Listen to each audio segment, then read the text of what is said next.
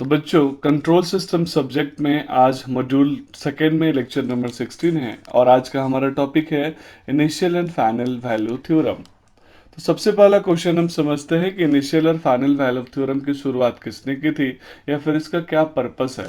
तो जैसा कि पिछले वीडियो में भी मैंने आपको बताया था कि French mathematician and physicist Simon Marxist D Laplace ने, जिसको आप शॉर्ट फॉर्म में डी लेप्लास के नाम से भी याद रख सकते हैं, इनके नाम से ही लेप्लास ट्रांसफॉर्म है as well as Laplace transform में यूज होने वाला initial and final value theorem है। दोस्तों नमस्कार। मैंने अपने जीवन के 11 साल आपके और आपके जैसे हजारों स्टूडेंट्स के बेहतरीन भविष्य में लगा दिए और आगे भी मेरा यह प्रयास जारी रहेगा। आज आपका ये भाई, दोस्त, गुरु एक YouTube चैनल लेके आया है जिसका नाम है साई एकेडमी ऑफ इंजीनियर्स। आपका स्वागत है आपके ही channel Sai academy of engineers पे।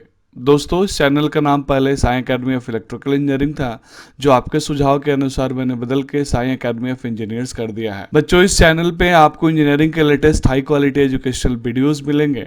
तो बच्चों आपके गुरु को आपकी जरूरत है, आप इस चैनल को लाइक शेयर और सब्सक्राइब करें। आप खुद भी अपने आप को एजुकेट करें, साथ साथ अपने दोस्तों के साथ भी शेयर करें। इनिशियल और फाइनल वैल्यू थ्योरम का सिंपल सा प्रैक्टिकल यूज है कि अगर किसी फंक्शन का लाप्लास ट्रांसफॉर्म हमें नोन है और उसका टाइम डोमेन वैल्यू यानी फंक्शन कैलकुलेट करना हो, उसके इनिशियल और फाइनल वैल्यूज कैलकुलेट करने हो, तो t टेंस टू 0 और t टेंस टू इनफाइनाइट पे हम उस सिग्नल का टाइम डोमेन में initial and final value calculate Laplace transform के initial and final value theorem को यूज करके करते हैं। Means initial value theorem and final value theorem हमारे कंट्रोल सिस्टम का सबसे इंपॉर्टेंट पार्ट है। इवन आप मैथमेटिक्स में भी इनिशियल और फाइनल वैल्यू थ्योरम के बारे में डिटेल में पढ़े होंगे। तो चलिए सबसे पहले मैं समझता हूं इनिशियल वैल्यू थ्योरम कंडीशन क्या है, किस कंडीशन पे आप इसको अप्लाई करेंगे। तो जिस भी फंक्शन का मुझे वैल्यू डिटरमाइन करना हो या फिर उसका डेरिवेटिव डिटरमाइन करना हो, उस फंक्शन का लाप्लास ट्रांसफॉर्मेशन पॉसिबल होना चाहिए। दूसरा, अगर मैं t टेंस टू 0 पे फंक्शन को डिटरमाइन करूं तो वो फंक्शन एग्जिस्ट होना चाहिए। ऐसा नहीं कि t टेंस टू 0 पे वो फंक्शन खुद एग्जिस्ट ही नहीं करता हो। अगर ये दोनों कंडीशंस मैच हो रहे हैं तो आप डायरेक्टली इनिशियल वैल्यू थ्योरम को यूज कर सकते हैं। तो आइए बच्चों अब हम समझते हैं स्टेटमेंट क्या है। तो बहुत सिंपल भाषा में बोल सकते हैं कि अगर F T and F S Laplace transform pairs है, जहां पे एफ टी का लाप्लास ट्रांसफॉर्म एफ एस है, तो बच्चों जब हम इनिशियल वैल्यू थ्योरम अप्लाई करेंगे तो हम यहाँ पे इनिशियल कंडीशंस को 0 मानेंगे। तो ध्यान दीजिएगा इनिशियल वैल्यू थ्योरम का स्टेटमेंट कहता है लिमिट t टेंस टू 0 या 0 plus of F T means time domain function is equal to limit s tends to infinity और उस फंक्शन के फर्स्ट डेरिवेटिव का Laplace transform means s into F S. तो इस तरीके से आप इनिशियल वैल्यू थ्योरम को एज पर नीड अप्लाई कर सकते हैं। लास्ट में मैं आपको एक ट्रिक बताऊंगा जिससे आपको हमेशा याद रहेगा। आइए बच्चों इसके एप्लीकेशंस के बारे में समझते हैं। तो बहुत सिंपल है, अगर किसी भी फंक्शन का इनिशियल वैल्यू मुझे कैलकुलेट करना हो, t टेंस टू 0 पे कैलकुलेट करना उस फंक्शन का एग्जिस्टेंस, तो हम यूज करते हैं initial value theorem. Similarly initial value theorem हम जनरली मैथमेटिकल एनालिसिस कर लिए करते हैं, जहां पे हम टाइम डोमेन फंक्शन के बिहेवियर को फ्रीक्वेंसी डोमेन फंक्शन के बिहेवियर से t टेंस टू 0 पे एनालाइज करते हैं। मींस t टेंस टू 0 पे इनिशियल कंडीशन पे उस फंक्शन का टाइम डोमेन और फ्रीक्वेंसी डोमेन में क्या रिलेशन है ये हम एनालाइज करते हैं। या फिर मैं इसको ऐसा बोल सकता हूं कि इनिशियल वैल्यू थ्योरम को हम यूज करते हैं ट्रांजिएंट स्टेट को, क्योंकि transient state t tends to 0 से ही शुरुआत होता है। आइए बच्चों अब हम फाइनल वैल्यू थ्योरम की बात करते हैं। तो जैसे इनिशियल वैल्यू थ्योरम के कुछ अपने कंडीशंस थे, same condition final value theorem में होना चाहिए।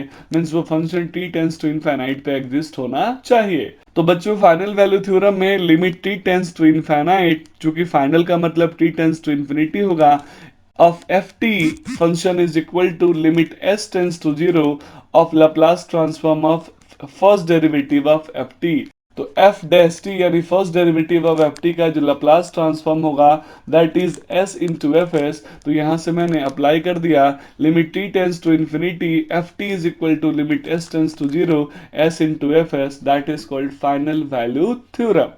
तो जैसा बच्चों इनिशियल वैल्यू थ्योरम के कुछ अपने एप्लीकेशंस थे, वैसे फाइनल वैल्यू थ्योरम के हैं। जैसे आप किसी भी इलेक्ट्रिकल या इलेक्ट्रॉनिक सर्किट्स में फाइनल स्टेज में टी टेंस टू इनफाइनाइट पे उस सिस्टम का बिहेवियर क्या होगा, उस सिस्टम की कैरेक्टरिस्टिक्स क्या होगी, सिस्टम का एप्लीकेशन क्या होगा, ये पूरा का पूरा फाइनल वैल्यू थ्योरम यूज करके एनालाइज या चेक करते हैं। Similarly T tends to infinity पे हमें स्टडी स्टेट कंडीशन मिलता है, तो किसी भी फंक्शन का स्टडी स्टेट कंडीशन का बिहेवियर क्या होगा, यह हम एनालाइज करने के लिए फाइनल वैल्यू थ्योरम अप्लाई करते हैं। तो बच्चों इस तरीके से हमने initial and final value theorem के बेसिक डेफिनेशन को समझ लिया।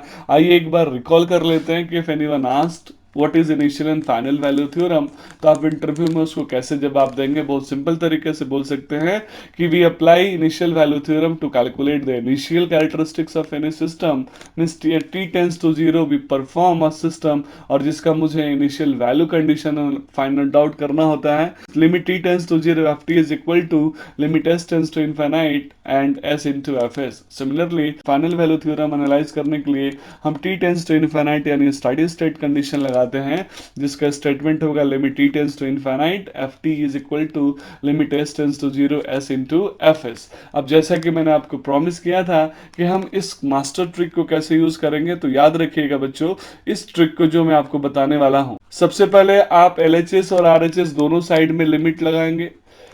अगर आप इनिशियल वैल्यू थ्योरम लिखने जा रहे हैं तो t टेंस टू जीरो लिखेंगे, जब t जीरो होगा तो s टेंस टू इनफाइनाइट होगा। अगर फाइनल वैल्यू थ्योरम लिखने जा रहे हैं बच्चों तो t टेंस टू यहाँ पे इनफाइनाइट होगा और यहाँ पे लिमिट लगाने के बाद s टेंस टू जीरो। बड़ा सिंपल है इनिशियल वैल्यू थ्योरम के लिए, बहुत ही सिंपल है बच्चों। इनिशियल वैल्यू थ्योरम में t टेंस टू जीरो होगा तो s इनफाइनाइट, और फाइनल वैल्यू थ्योरम में t टेंस टू इनफाइनाइट होगा, क्योंकि फाइनल का मतलब ही होता है इन्फिनिटी लास्ट। तो यहाँ पे s की वैल्यू जीरो होगी, एक इसमें t जीरो था, यहाँ में s जीरो, यहाँ पे s इन्फिनिटी था, यहाँ में t जीरो। दूसरा आपको ft दोनों फंक्शन में लिखना है ft, और यहाँ पे फर्स्ट डेरिवेटिव का लाप्लास ट्रांसफॉर्म sfs दोनों साइड में लिखना है। तो इसलिए सिंपल सा ट्रिक है जिसको आप याद करके इनिशियल और फाइनल वैल्यू थ्योरम को कहीं भी यूज कर सकते हैं। इनिशियल वैल्यू थ्योरम मींस शुरुआत t tends to zero, final value theorem means अंत t tends to infinity. t zero है तो s इन्फिनिटी, t इन्फिनिटी है तो s जीरो। तो that is all about initial and final value theorem. Hope आने वाले numericals में इन theorems को आप सही तरीके से अप्लाई कर पाएंगे। तो मिलते हैं अगले वीडियो में। तो दोस्तों जैसा कि आपको पता है चैनल का नाम हमने आपके सुझाव के अनुसार चेंज कर दिया है। पहले चैनल का नाम Sai academy of electrical engineering था और अब हमने उसको चेंज करके साई एकेडमी ऑफ इंजीनियर्स कर दिया। आप सबके प्यार के लिए बहुत बहुत धन्यवाद, आपके सुझाव के लिए बहुत बहुत धन्यवाद। तो बच्चों इस वीडियो को एंड करने से पहले मैं कुछ लोगों को थैंक यू बोलना चाहता हूँ। मेरे चैनल पे सुपर थैंक्स का बटन भी ओपन है, प्लस चैनल को ज्वाइन करने का भी ऑप्शन खुला हुआ है। तो कुछ बच्चों ने वो सुपर थैंक्स से मुझे थैंक यू बोला है, तो उसके लिए बहुत बहुत धन्यवाद। लेकिन यहाँ मायने अमाउंट नहीं रखता, मायने आपका प्यार रखता है जो आप हमारी मेहनत को समझते हैं और सपोर्ट करते हैं। और कुछ बच्चों ने उस ग्रुप को एक्सक्लूसिवली ज्वाइन किया है, तो स्वाभाविक है उस ग्रुप को ज्वाइन करने के बेनिफिट्स उसको अलग से मिलेंगे।